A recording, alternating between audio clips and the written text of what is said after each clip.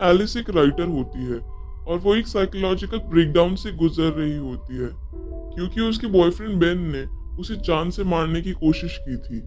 Ben ने आखिर ऐसा क्यों किया था यह हमें आगे जाकर पता चलेगा। एलिस को अपनी स्क्रिप्ट पूरी करनी थी और इस सब के चलते वो अपने काम पर कंसंट्रेट नहीं कर पा रही होती है।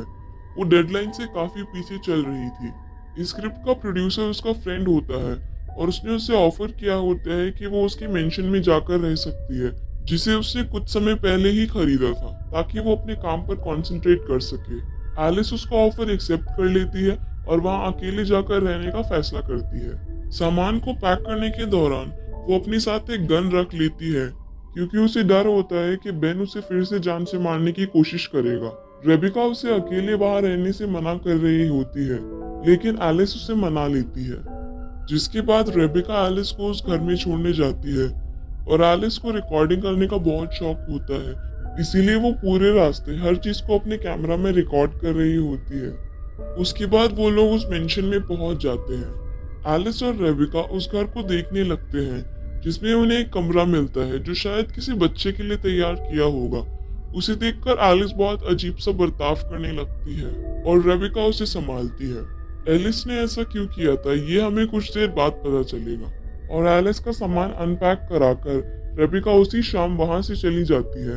उसके जाने के बाद एलिस घर में अकेली होती है और उसे अजीब अजीब आवाजें सुनाई दे रही होती है और ऐसा महसूस होने लगता है जैसे उस घर में उसके साथ कोई है, लेकिन एलिस इन सभी बातों को नजरअंदाज कर देती है और सो जाती है। अगली सुबह एलिस को रेबिका का कॉल आता है और उसे बताती है कि बेन जेल से छूट चुका है और वो उसके घर आया था उसे ढूंढने के लिए, जिससे एलिस बहुत डर जाती है और उसे लगता है कि बेन वहां भी आ सकता है उसे मारने के लिए। उसी शाम काम करते हुए एलिस टेबल पर ही सो जाती है। तभी अचानक से उसकी आंख खुलती है और उसे लगता है कि वहां पर कोई है। जब वो उठकर देखती है तो जमीन पर उसे पैरों के निशान मिलते हैं। वो उन निशानों को फॉलो करती है और घर के एटिक तक पहुंच जाती है, जहां वो कई सारा सामान पड़ा हुआ देखती है। तभी उसकी नजर एक बॉक्स पर पड़ती है जिसमें कई सारे वीडियो टेप्स होते हैं। वो उस बॉक्स को वहां से उठा लेती है और उनमें से एक टेप को अपने कैमरा में प्ले करती है। वो वीडियो टेप्स एक कपल के होते हैं, लूसी और डेविड। उस टेप को देखने के बाद वो अपनी और रेबिका की एक पुरानी टेप को देखती है, जो कि बेन के उस पर हमला करने से पहले की टेप होती है। और उसमें उनकी बातों से हमें पता लगता है कि रेबिका और एलिस एक दूसरे को पसंद करते हैं और रेबिका एलिस से ये सब बेन को बताने के लिए कहती है। रात में जब वो सो रही होती है तब उसे कुछ आवाजें आती है। जब वो उठकर देखती है तो बाथरूम का नल खुला होता है, जिसे देखकर उसे बहुत अजीब लगता है। वो ये सोचती है कि वॉशरूम का नल अपने आप कैसे खुल गया।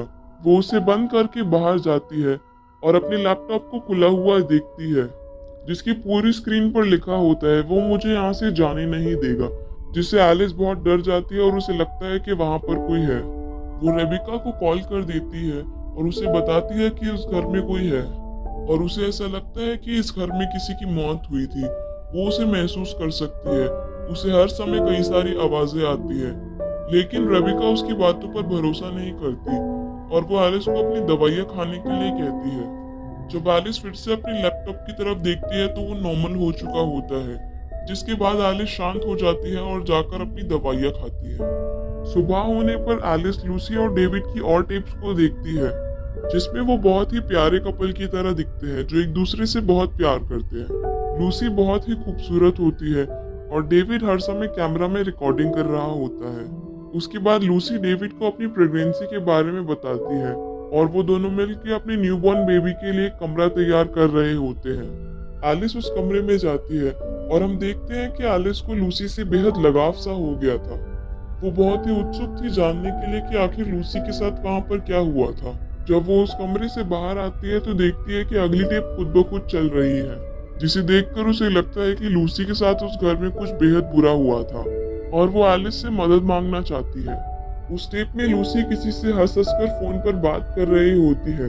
डेविड के वहां आने पर वो फोन काट देती है तो उसे इनसिक्योर फील होने लगता है और वो उससे पूछता है कि वो किससे बात कर रही थी। वो बताती है कि वो उसकी मॉम से बात कर रही थी। डेविड उसके साथ बहुत सख्ती से पेश आता है और उसके इस बर्ताव से नाराज होकर लूसी वहां से चली जाती है। लेकिन डेविड को उसकी बात पर भरोसा नहीं होता और वो उस नंबर पर कॉल करके देखता है तो वो सच में उसकी माँ ही होती है। उसके बाद एक दूसरी टेप चलती है जिसमें लूसी सो रही होती है और डेविड उसके पास जाकर कहता है कि वो सोते हुए एंजल की तरह दिखती है।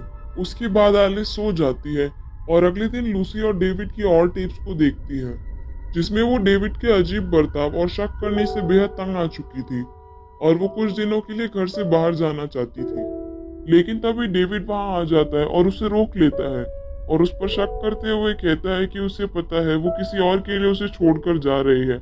लूसी उसे समझाने की कोशिश करती है लेकिन वो नहीं मानता और तभी वो टेप खत्म हो जाती है।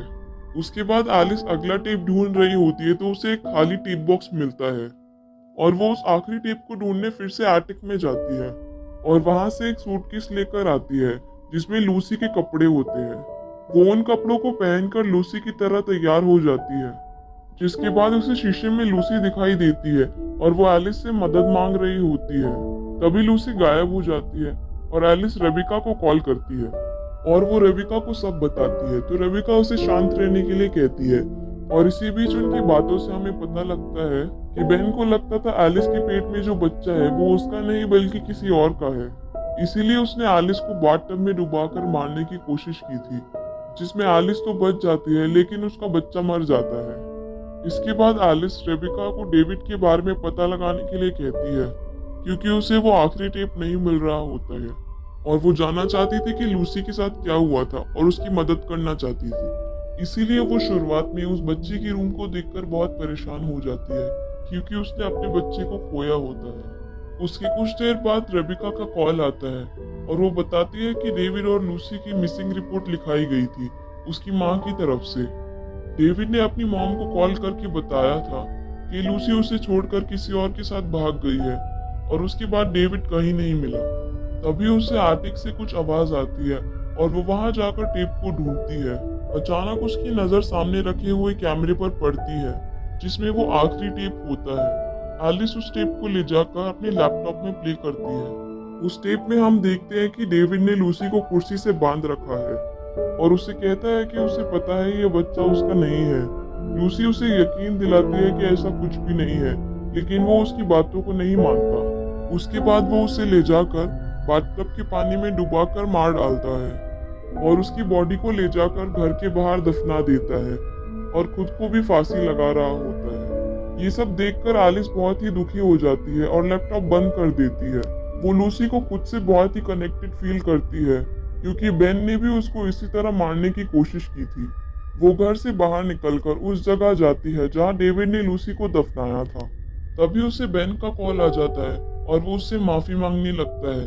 वो कहता है कि जेल में रहने के बाद उसे एहसास हुआ कि उसने उसके साथ कितना गलत किया। तभी एलिस को घर में किसी की परछाई दिखाई देती है और उसे लगता है कि बेन उसे झूठ बोल रहा है और वो इस घर में आ गया है उसे मारने के लिए और इतने दिनों से उसके साथ जो कुछ भी हो रहा है उसमें बेन का हाथ है। तो बेन बताता है कि वो अपनी मॉम के घर में है लेकिन एलिस को उस पर यकीन नहीं होता और वो डरने लगती है। उसके बाद वो वापस घर में जाती है और बची हुई वीडियो को देखती है जिसमें जब डेविड फांसी लगा रहा होता है तब उसकी मॉम वहां पर आ जाती है और उसे बचा लेती है। तभी उसके पीछे डेविड आ जाता है और वो उसे लूसी समझ रहा होता है। एलिस वहां से भागकर अपनी गन ढूंढती है लेकिन वो उसे कहीं नहीं मिलती तो वो रेबिका को कॉल करती है और कहती है कि डेविड उसे मार डालेगा। तो रेबिका उससे पूछती है कि आखिर ये डेविड कौन है। तो एलिस उसे याद दिलाने की कोशिश करती है कि जिसके बारे में उसने उसे बताया था लेकिन वो कहती है कि उसने कई दिनों से एलिस से फोन पर बात ही नहीं की। और ये सब सुनकर हमें बहुत अजीब लगता है कि आखिर एलिस ने रेबिका से बात नहीं की तो फिर वो कौन था। तभी वहां डेविड आ जाता है और उसे पकड़कर वॉशरूम में ले जाता है और उसे बाथटब में डुबा देता है। तभी वहां लूसी की आत्मा आ जाती है जिसे देखकर डेविड डर जाता है और उसका पैर फिसलने की वजह से वो स्टेयरकेस से नीचे गिर जाता है जिससे उसकी वहीं पर मौत हो जाती है। उसके बाद लूसी बाथटब का पानी निकालकर एलिस की जान बचा लेती है। कुछ देर बाद रेबिका वहां आती है और एलिस को ढूंढती है। वो उसे बाथटब में पड़ी हुई मिलती है। रेबिका उसे वहां से उठाकर बेड पर लिटा देती है और उसकी दवाइयाँ खिलाती है।